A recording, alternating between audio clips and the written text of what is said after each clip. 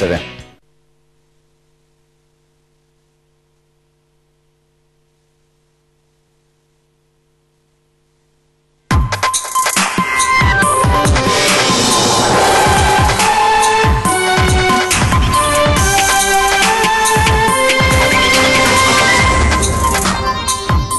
Nel 2010 massacrò con 63 coltellate la sua ex a Spinea. Andrea Donaglio, responsabile dell'omicidio di Roberta Vanin, tra un anno potrebbe ottenere la semilibertà. Roberta non è stata vendicata, dice l'amica del cuore.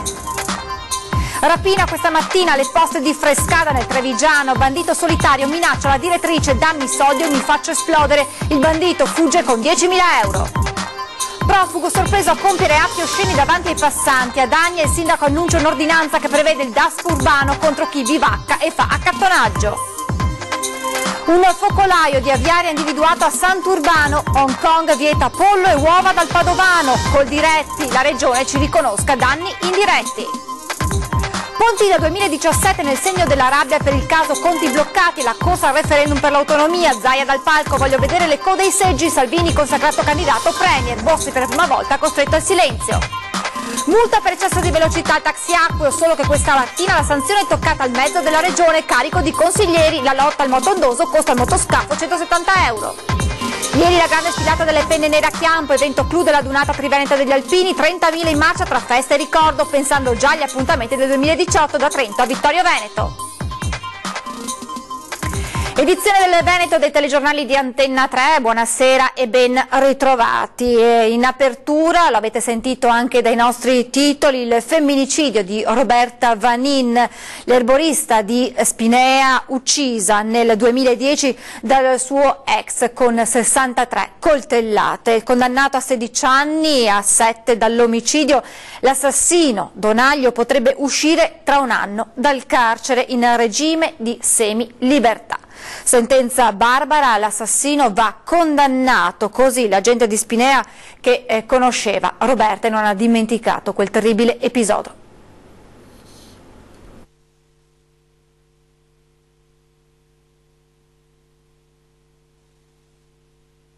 Potrebbe uscire dal carcere tra un anno, godendo della semilibertà, Andrea Donaglio, l'assassino di Roberta Vanin, l'erborista 43enne di Spinea, uccisa nel 2010 per gelosia con 63 coltellate.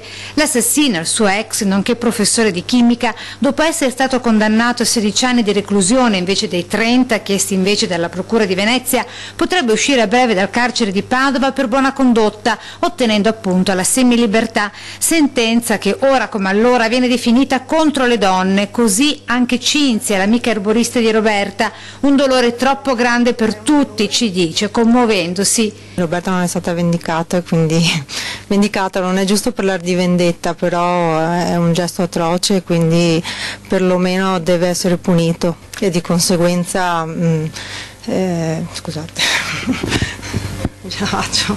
Sentenza che tutta Spinea condanna. Eseguite la legge italiana. Questa legge italiana? Appunto. Allora, o che la cambiano, che ci delinquenti. Non fare le robe così. Bisogna essere veramente bestie, no? Persone. Qui neanche bestie non fanno una roba del genere. Cosa dire di questo giudice che ha concesso questa semilibertà a questo assassino? Che non sa fare il suo lavoro. Dopo aver assassinato Roberta, Donaglio cercò a sua volta di togliersi la vita, infliggendo la lama verso se stesso, senza però riuscire a farla finita. Secondo la sentenza del giudice, a distanza di 7 anni da quel barbaro omicidio, in carcere Donaglio avrebbe dimostrato di aver maturato una forma di resipiscenza rispetto al grave omicidio commesso. In parole povere, si sarebbe ravveduto il cordoglio di Cinzia anche verso la mamma di Roberta. Io credo che la cosa migliore in un certo senso sia il ricordo della figlia e di portare nel cuore questo, vivere per lei. Ci spostiamo in provincia di Treviso con la cronaca, con la rapina messa a segno questa mattina nell'ufficio postale di Frescada, frazione di Preganziolo. Un uomo chiede di essere ricevuto dalla direttrice e poi, una volta nel suo ufficio, minaccia di far esplodere la cintura che dice di indossare. Il bandito fugge poi con un bottino di 10.000 euro. No, non si sta più tranquilli, non si può più stare tranquilli. La tranquillità della piccola frazione di Frescada è stata turbata questa mattina da una rapina all'ufficio postale lungo il Terraglio, un colpo diverso dai tanti messi a segno, perché il responsabile ha dato voce ad una minaccia che in un clima come quello attuale terrorizza e paralizza, dicendo poche drammatiche parole: mi faccio esplodere. Mancano 5 minuti alle 9, all'interno, oltre ai dipendenti, alcuni clienti. Dalla porta entra un uomo di colore, il volto parzialmente travisato da una sciarpa e da un paio di occhiali. Chiede di poter parlare con la responsabile per discutere di alcune questioni personali. La direttrice accoglie nel suo ufficio quello che sembra essere un normale cliente, ma in pochi secondi la situazione cambia e inizia l'incubo. L'uomo dice di avere addosso un ordigno e di essere pronto a farsi esplodere nel caso non gli vengano subito consegnati i soldi. La donna racconterà poi ai carabinieri di aver notato sotto agli abiti un involucro composto da una scatola avvolta nello scotch. La direttrice, terrorizzata, raggiunge il retro dove c'è la cassaforte, qui recupera il fondo cassa, circa 10.000 euro. Una volta ottenuto quanto richiesto, il rapinatore se ne va, a piedi, senza dare nell'occhio. Nessuno all'interno dell'ufficio postale si accorge di nulla, solo quando l'uomo si allontana, la responsabile è ancora sotto shock dall'allarme. Sul posto arrivano i carabinieri che raccolgono la testimonianza della donna e requisiscono le telecamere di videosorveglianza, che potranno essere fondamentali per identificare l'autore del colpo. Resta da capire cosa effettivamente il bandito nascondesse sotto gli abiti, anche se secondo i militari non si sarebbe trattato di una vera cintura esplosiva, ma qui a Frescada resta la paura. Ad Agna, nel Padovano adesso, dove il sindaco annuncia un'ordinanza che prevede il daspo urbano contro chi bivacca e fa accattonaggio. Il provvedimento pensato dopo le denunce dei cittadini che si sono trovati davanti un profugo che compiva atti osceni. Tolleranza zero per chi non rispetta le regole. Il sindaco di Agna, comune che si trova giusto a metà strada tra i due hub di San Siro, di Bagnoli e Conetta, ha messo a punto un'ordinanza per consentire l'allontanamento dal comune per chi bivacca e non si comporta bene. Il provvedimento è stato pensato dopo le numerose denunce dei suoi compaesani che si sono rivolti ai carabinieri dopo aver visto un profugo che compiva atti osceni in mezzo alla strada. Grazie alle segnalazioni i carabinieri lo hanno individuato. Si tratta di un giovane nigeriano ospite della base di San Siro. Mi sono attivato per rendere operativo quello che è il decreto Minniti sulla sicurezza e quindi sto lavorando, anzi direi che ho già la bozza pronta per un'ordinanza che si ispira appunto al daspo urbano. Se lui dovesse rimettere piede nel nostro territorio comunale e dovesse compiere ancora atti contro la pubblica decenza, io potrei applicare il daspo, che sarà operativo, ripeto, tramite questa ordinanza generale, allontanarlo dal nostro territorio comunale. Il daspo urbano, applicato già in un solo caso a Padova, nel comune di Agna sarebbe pensato ad hoc contro l'accattonaggio e il bivacco e consentirebbe l'allontanamento dal territorio e potrebbe anche arrivare alla vicina Bagnoli. Anche Bagnoli sta valutando di fare questo daspo, quindi probabilmente usciremo assieme con questa ordinanza generale ispirata al daspo urbano. Visto che adesso il governo sembra dare qualche potere in più ai sindaci tramite questo decreto, noi cerchiamo di renderlo operativo e di farlo nostro, visto che abbiamo una situazione insomma un po' compromessa. Il sindaco ha già messo a punto l'ordinanza, i tempi dunque potrebbero essere molto rapidi. Pubblicheremo l'ordinanza questa settimana, ci siamo dati appuntamento col sindaco di Bagnoli o mercoledì o giovedì o venerdì, poi lo trasmetteremo in prefettura e per noi è operativo, quindi dal giorno stesso in cui lo abbiamo pubblicato all'albo per noi siamo a posto. L'autorità sulla sicurezza alimentare di Hong Kong ha annunciato il blocco dell'import di pollame e uova dalla provincia di Padova a seguito della notifica della World Organization for Animal Health su una epidemia altamente patogena di influenza aviaria H5N8. Il bando, riferisce l'agenzia Nuova Cina, ha effetto immediato al fine di tutelare la pubblica salute dell'ex colonia britannica, un provvedimento che sta creando non pochi problemi e non poca preoccupazione tra gli allevatori del Padovano. E andiamo adesso in provincia di Vicenza, a Lonigo per l'esattezza, dove ieri si sono vissuti attimi di paura per un incidente che ha coinvolto un bimbo travolto da una minimoto. Lonigo, tragedia sfiorata ieri pomeriggio. Un bimbo di 7 anni è caduto mentre provava una minimoto riportando diverse lesioni su tutto il corpo. Necessario l'intervento dell'elisoccorso che l'ha trasportato al San Bortolo di Vicenza. L'incidente durante una dimostrazione di motori dedicata ai bambini nell'ambito di una fiera sportiva. Il piccolo era in sella al mezzo, ha perso il controllo e è caduto in avanti battendo lo sterno contro il manubrio della moto. Non ha mai perso conoscenza, ma le sue condizioni sono parse serie. La dimostrazione è stata sospesa e il ragazzino è stato sottoposto a una serie di accertamenti. Ed ora la politica con il tradizionale appuntamento di Pontida, un raduno, quello di quest'anno, all'insegna del referendum per l'autonomia in Veneto e Lombardia il prossimo 22 ottobre, grande assente sul palco, per la prima volta quest'anno non si è visto il fondatore del Carroccio, Umberto Bossi.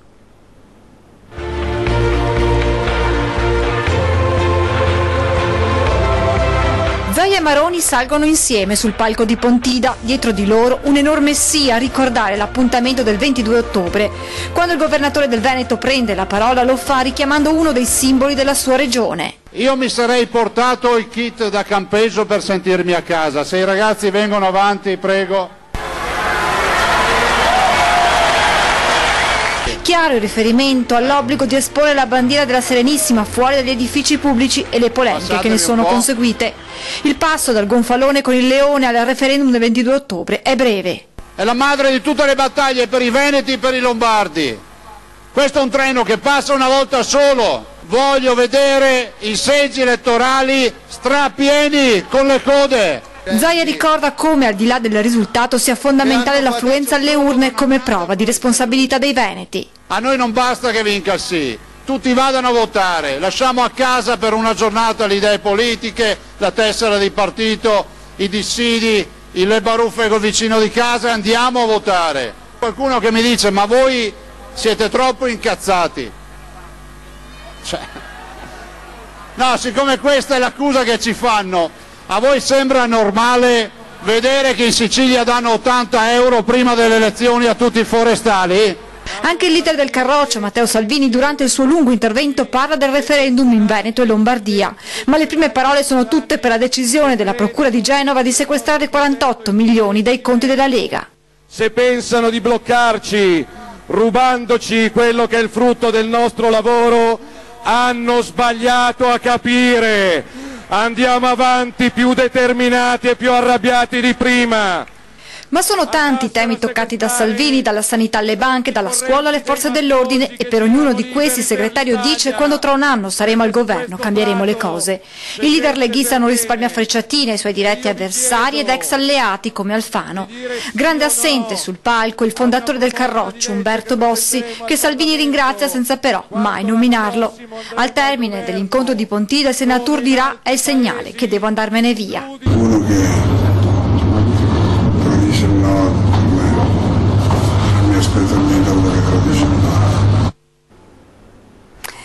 E a proposito di autonomia è stata siglata oggi dal Presidente della Regione Luca Zaia e da quello della provincia di Belluno Roberto Padrin l'intesa tra le due istituzioni per la celebrazione del referendum per l'autonomia bellunese contestualmente a quello per l'autonomia del Veneto il 22 ottobre. Nel documento la Regione accoglie la richiesta della provincia di Belluno di svolgere la consultazione referendaria in un election day e stabilisce tra l'altro che pur in presenza di unicità di seggio vi siano procedure separate per l'espressione del voto, con distinzione di schede, di liste degli elettori, di urne e di operazioni di scrutinio. L'intesa sottoscritta dalla Regione con il Ministero dell'Interno per la collaborazione tecnico-amministrativa per il referendum regionale sarà valida anche per la consultazione referendaria provinciale, i cui oneri saranno sostenuti dall'ente provincia, che si impegna anche a rimborsare alla Regione la metà delle spese derivanti dagli adempimenti comuni e quelle che saranno rendicontate dalle amministrazioni comunali bellunesi. Intanto muro contro muro, oggi in Consiglio regionale a Palazzo Ferrofini a Venezia, cerchiamo di capire perché nel prossimo servizio. In aula a Palazzo Ferrofini oggi dalle 14:30 seduta all'insegna della fiducia, così su richiesta del Presidente di Regione Luca Zaia per accelerare l'approvazione dei progetti di legge. Serve a snellire i procedimenti nell'eventualità ci fossero degli intoppi come quello successo l'anno scorso sulla riforma della sanità. Quindi non c'è alcun malumore tra la maggioranza, come si era ventilato da alcune parti? Assolutamente, la maggioranza è più compatta che mai e l'abbiamo visto anche ieri con la ricarica che ci hanno dato i militanti a Pontida. Siamo più convinti che mai, nessuna crepa nella maggioranza. Ci sono regioni di sinistra, di centrodestra che usano e hanno a disposizione questo strumento, non si capisce perché il Veneto non possa averlo. Non è una questione di Zaia piuttosto che della maggioranza, è una questione di equità rispetto a tutte le altre regioni che possono avere una marcia in più rispetto a noi. Seduta tuttavia ampiamente contestata dalle opposizioni che parlano di richiesta superflua. È, come dire, solo voglia di comprimere ulteriormente gli spazi di democrazia del Consiglio, che peraltro nelle sue discussioni ha i tempi contingentati. Quindi noi l'abbiamo detto in aula e lo ripeto anche qui ai veneti che ci ascoltano e ci guardano. Seduta di fiducia inoltratasi fino a tarda serata e che verrà ripresa nel corso delle prossime giornate d'aula. Ed è arrivata proprio adesso la notizia che è stata approvata ora la fiducia dopo che il Partito Democratico quasi nella sua totalità ha abbandonato l'Aula ritirando gli emendamenti presentati. E a proposito di Consiglio regionale, oggi il taxi che ospitava molti consiglieri della regione è stato multato per eccesso di velocità. La lotta al moto ondoso costa al motoscafo di Palazzo Ferrofini 170 euro sotto lo sguardo stupito di molti politici presenti a bordo. Vediamo. Il suono della sirena e la richiesta di accostare poco prima dell'Accademia. L'operazione Onda Zero travolge anche il servizio taxi del Consiglio regionale, sotto gli sguardi tra il divertito e lo stupito dei politici a bordo, ripresi da questo video di Anna Maria Parisi. 12.45 di oggi il verbale di 170 euro per aver superato di 3 km il limite di 10 stabilito dalla Giunta Brugnaro per combattere il moto ondoso. Il telelaser parla chiaro, ledendo la lealtà tra istituzioni. A bordo del mezzo acqueo messo a disposizione dalla Regione ci sono il grillino Jacopo Berti, i leghisti trevigiani Silvia Rizzotto e Nazareno Gerolimetto, il veneziano Gabriele Micheletto e l'ex tosiano Andrea Bassi. Non è possibile fare cassa in questo modo, si sfoga qualcuno dei presenti, sorpresi dal verbale che ha fatto inferocire il tassista. Non sarebbe nemmeno la prima volta che ad essere multato è un mezzo della Regione. Dal 1° agosto sono 600 circa le imbarcazioni controllate, 466 le violazioni riscontrate. La sperimentazione, prorogata sino al 29 ottobre, si sta rivelando un successo, con la consistente riduzione delle ondate pericolose per i palazzi storici e limiti di velocità più contenuti sul fronte sicurezza, oggi a spese dei consiglieri.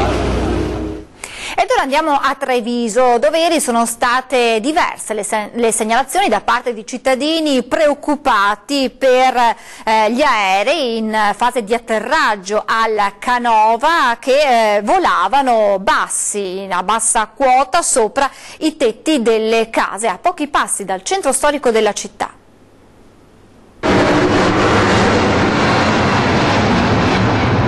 È un cielo a dir poco trafficato, quello sopra le case e i tetti di Treviso. E non siamo in periferia, ma tra la stazione e il PUT, a 2 passi dal centro storico. È una serena domenica di settembre e il cielo, di un azzurro intenso, da mezzogiorno fino al tardo pomeriggio, viene ripetutamente solcato dagli aerei in atterraggio al Canova.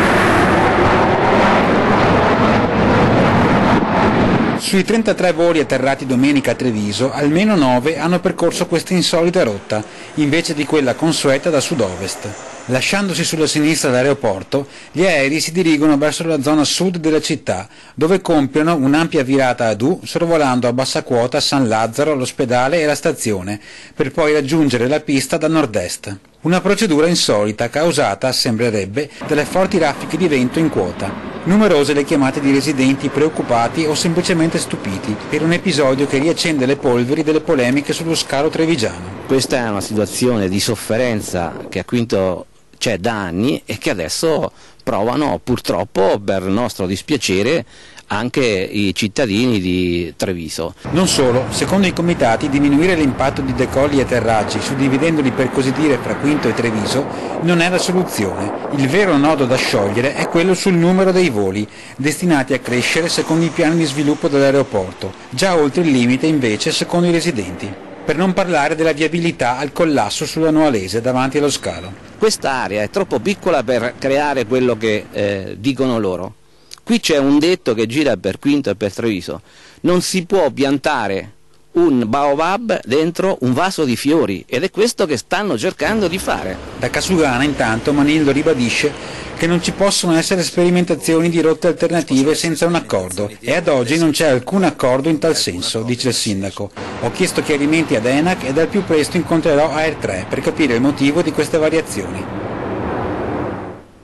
Ed ora andiamo a Bassano del Grappa con la cronaca, con un episodio che ha visto coinvolti oltre 300 giovanissimi e i cui contorni appaiono ancora poco chiari. Sono ancora tutte da chiarire le ragioni che hanno portato alcune centinaia di ragazzi, tutti minorenni, a darsi appuntamento nel tardo pomeriggio di sabato in Parco Ragazzi del 99 a Bassano. Un tam-tam sui social e almeno 300 giovani partiti dalla provincia vicentina, dall'Alta Padovana e dalla Pedemontana Trevigiana sono arrivati nel parco cittadino pronti a sfidarsi. Un raduno probabilmente con fini anche possiamo definirla, provocare una rissa di dimensioni veramente notevoli. L'ipotesi più probabile è che si trattasse di una prova di forza tra bande o una sfida per eleggere nuovi leader. Di certo la cosa non è passata inosservata alle forze dell'ordine. Carabinieri, agenti del commissariato e polizia locale sono intervenuti tempestivamente, bloccando sul nascere qualunque disordine. Siamo riusciti quindi ad intervenire con 7 equipaggi, disperdere immediatamente tutti i ragazzi presenti nel Parco Ragazzi del 99. Siamo riusciti quindi a fermarne oltre 80 per identificarli. Nessuno di loro è bassanese, ma alcuni frequentano gli istituti superiori della città del Grappa, ma quel che resta ancora da capire sono le ragioni che hanno spinto i ragazzi a fare decine di chilometri per arrivare a Bassano. Stiamo affrontando ogni tipo di risvolto possibile. Certo è che parlare di capibande, parlare di gang è assolutamente fuori luogo per quanto concerne la nostra prima analisi. E ad interrogarsi su quanto accaduto, o peggio poteva accadere nel cuore di Bassano, sono ora anche comune e scuola. Giovedì mattina il sindaco Poletto ha convocato tutti i presidi degli istituti superiori cittadini e assieme alle forze dell'ordine cercherà di comprendere come spegnere sul nascere un fenomeno che appare quantomeno preoccupante. Ci fermiamo adesso per pochi minuti di pubblicità e poi torniamo con tante altre notizie dal Veneto. Restate con noi.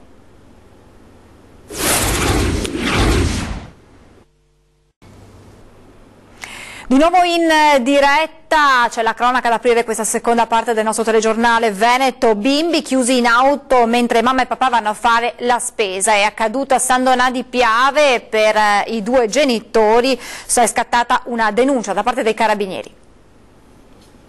Li hanno lasciati in auto mentre facevano la spesa nel centro commerciale domenica mattina a San Donà di Piave. 2 coniugi residenti in Germania, un 56enne tedesco e una 26enne thailandese, sono stati denunciati per abbandono di minori in concorso. Avevano pensato di tenere al sicuro i propri figli lasciandoli in auto mentre loro facevano la spesa.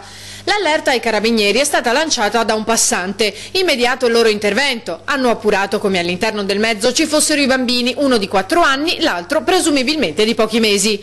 Non presentavano segni di malessere da giustificare la forzatura della portiera o la rottura di un finestrino da parte dei militari, che si sono limitati a fare un annuncio attraverso il sistema di altoparlanti del centro commerciale per identificare i proprietari del mezzo. Solo dopo mezz'ora i genitori si sono presentati all'auto col carrello della spesa. Stranieri con ogni probabilità non avevano compreso il messaggio vocale dei carabinieri. Quindi hanno invitato la famiglia a seguirli in caserma, dove al termine degli accertamenti di rito sono stati denunciati per abbandono di minori. Infortunio sul lavoro a Vigo d'Arzere, un camionista è rimasto ferito mentre caricava il proprio mezzo. Colpito dal ragno del braccio meccanico del suo camion. Grave infortunio sul lavoro questa mattina in zona industriale a Vigo d'Arzare. Un autista, mentre stava caricando il cassone del camion con la gru del mezzo, è stato colpito dalla sbarra di ferro, cadendo proprio all'interno del cassone. I vigili del fuoco sono intervenuti insieme ai medici del 118 per recuperare il ferito e trasportarlo in ospedale. Sul posto anche il personale dello Spisal per indagare sulle cause dell'incidente.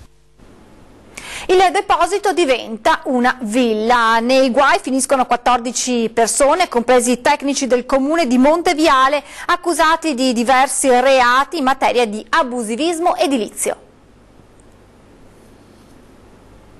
Monteviale, magie dell'edilizia, quello che doveva essere un deposito attrezzi per la conduzione di un fondo agricolo trasformato in una villa di più di 1200 metri cubi totali, nei guai 14 persone, tra proprietari, funzionari del comune, dottori forestali, geometri istruttori della pratica, denunciate per reati che vanno dalla falsità ideologica in certificati all'uso di atto falso, alla lottizzazione abusiva e attività edilizia, in assenza di titoli autorizzativi validi. I militari della forestale hanno appurato che tutti i titoli autorizzativi concessi ai proprietari erano nulli, in quanto basati su documentazione e dichiarazioni false, sia degli attuali e precedenti proprietari che dei tecnici, dicevamo, da essi assistiti in fase progettuale. Immediato il sequestro dell'immobile. Restiamo nel Vicentino ma cambiamo argomento. Sono stati oltre 30.000 i partecipanti alla Dunata Triveneta degli Alpini che si è svolta ieri a Chiampo. Era presente anche una folta rappresentanza di penne nere padovane tra i circa 20.000 alpini che hanno preso parte al raduno Triveneto di Chiampo, un evento che vi abbiamo raccontato con le immagini che vi riproponiamo anche oggi e che testimoniano il clima di grande entusiasmo ed emozione che ha contraddistinto la Dunata. Una partecipazione testimoniata anche dalle lunghe fila di automezzi all'ingresso della vallata del Chiampo per la massiccia affluenza che ha caratterizzato come sempre la festa degli alpini del Triveneto. La sfilata per oltre 2 ore e mezza ha visto camminare al passo, uno accanto all'altro, veci e boccia in un tripudio di ricordi ed emozioni, di allegria e di riflessione, tra gonfaloni, vessilli e i tantissimi tricolori esposti nelle case e nelle strade della vallata vicentina. Le note delle fanfare hanno invaso tutto il percorso da Largo Mazzocco, zona riservata all'ammassamento, fino a Via Pieve, passando per il cuore del paese in piazza Zanella, dove le autorità hanno reso omaggio alle penne nere. L'appuntamento per l'anno prossimo è a Vittorio Veneto. E con le immagini degli alpini si chiude questa edizione dei nostri telegiornali. Vi lascio alle previsioni meteo. Grazie per averci seguito. Buona serata a tutti.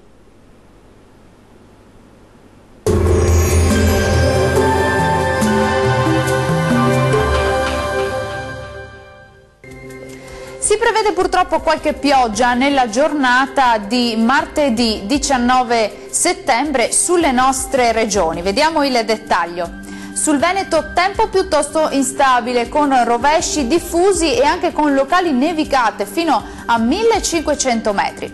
Diamo uno sguardo anche alle temperature, le massime saranno previste sui 12-17 gradi, minime tra 9 e 14 gradi circa. Andiamo ora a vedere che tempo farà sul Friuli Venezia Giulia. Anche qui nubi un po' ovunque con rovesci diffusi e locali temporali, questi soprattutto sulle pianure sudorientali, e locali nevicate fino a 1600-1700 metri. Le temperature massime sono previste intorno ai 14-17 gradi, minime tra 10 e 12 gradi circa. Raggiungiamo infine il Trentino Alto Adige, nubi diffuse con rovesci sparsi più intensi sulle Alpi di confine e sui settori a est, fenomeni più deboli e irregolari altrove. Le temperature massime sono previste sui 14-15 gradi, minime sugli 11-12 gradi circa. Il mare sarà generalmente mosso, i venti forti da nord-ovest, localmente moderati sulla laguna di Venezia. Dal meteo di Antenna 3 per ora è tutto, grazie per l'attenzione e arrivederci al prossimo aggiornamento.